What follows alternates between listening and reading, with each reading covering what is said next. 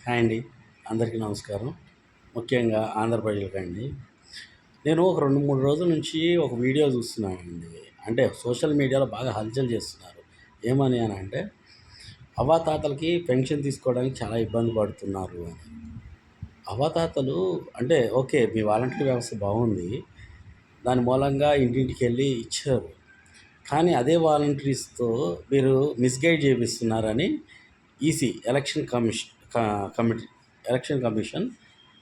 అది ఈ 2, 3 మంత్స్ వద్దని చెప్పి ఆపేశారండి. మీరు కరెక్ట్ అయ్యి ఉంటే గనక మీరు సినిమా టికెట్లు రేట్లు పెంచకుండా ఆపడం కోసం అది పవన్ కళ్యాణ్ గారి సినిమా వచ్చినప్పుడు మాత్రమే.